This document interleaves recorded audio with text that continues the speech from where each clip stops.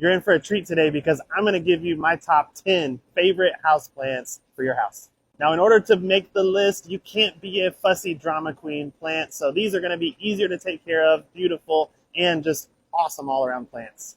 Number 10 is Aglaonema. It comes in a wide variety of colors. Most of them stay pretty compact, and they're really easy to care for. Number 9 is Monstera deliciosa. This one you're going to need more room for because they can get quite large, but you got to love these leaves. They are just the quintessential looking houseplant, tropical foliage, and they're not super picky about water. They can take it dry or extremely wet. They can even be grown in water. Number 8 are philodendron. This one here is Pink Princess philodendron. A few years ago, it was outrageously expensive. Now they're a lot more affordable, and these I've had at my house for a couple of years now, and they are super easy. They can take dry, they can take wet. They've surprised me at how well they grow and little maintenance they need. Number 7 is Begonia maculata.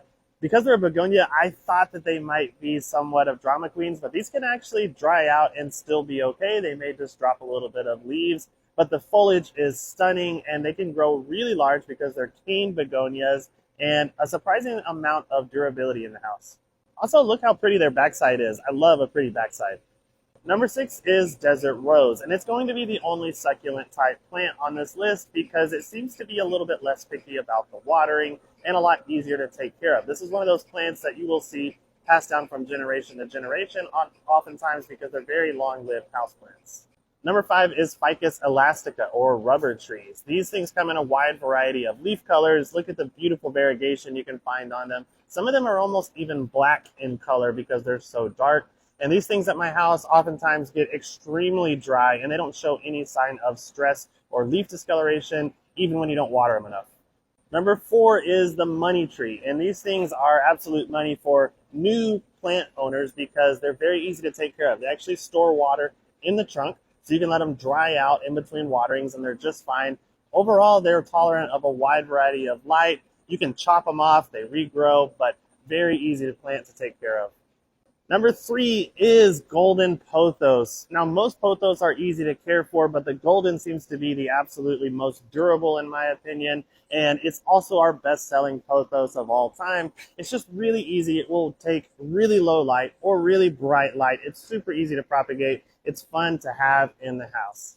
At number 2 is Sansevieria, or snake plant. If we ever have someone that is an absolute beginner to houseplants, this is the plant I want to steer them to.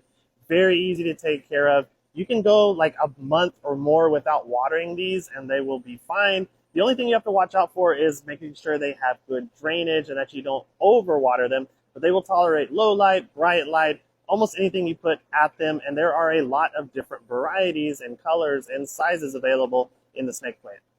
And my number 1 is one that I think is very underutilized, and that is the bromeliad.